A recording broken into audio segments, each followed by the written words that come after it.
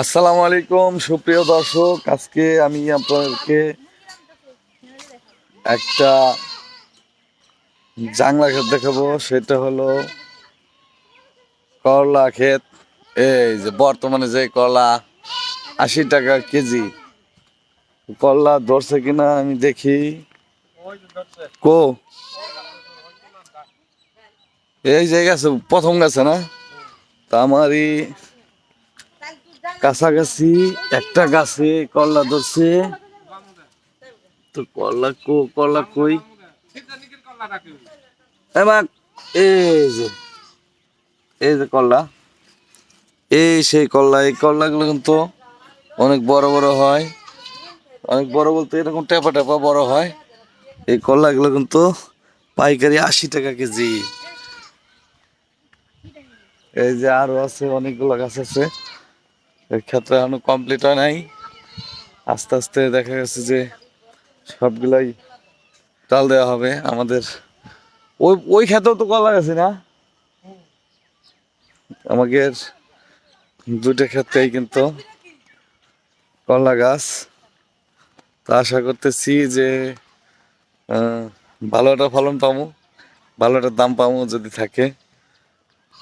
আর ধুন্দল গাছে কিন্তু জাংলা দিয়ে হয়ে গেছে, এই দেখেন ধুন্দল ধরছে। হ্যাঁ,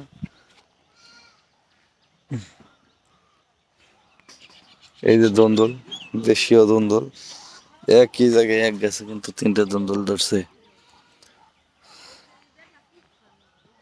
তো সবজির সিজনে কিন্তু সবজিগুলো ভালো লাগে। আর টাটকা সবজি ফরজে মালিন মুক্ত, এগুলো কিন্তু খুবই সুস্বাদু। কি রে জামাল, ঘাস কাটতেছা? চলুন বন্ধুরা, দেখা যাক। আমি জামাল সাহেবের কাছে যাই। জামাল সাহেব ঘাস কাটতেছে ধুন্দুল খেতে। জামাল সাহেব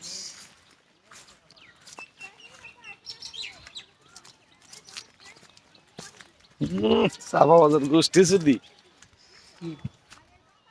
এই চলো জামাল সাহেব। জামাল সাহেব ঘাস কাটতেছে। এই গাছ কিন্তু খাইবো, প্রচুর খাইবো। একের গাছ কিন্তু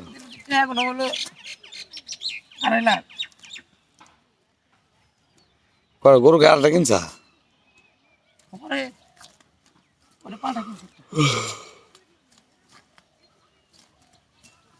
শরীফ মামুর কাছে বেচছিলি না? তো এই দেখেন, ওই এই ক্ষেত্রে কি সবসময় ধান লাগাই থাকে না? আমি যখনই আসি তখন দেখি ধান লাগাইছে। তোর খবর আছে? এই যে ধান ক্ষেত, ধুন্দুল কিন্তু জমের ধরে ধরে যা দেখা যায়, অনেক ধুন্দুল ধরছে।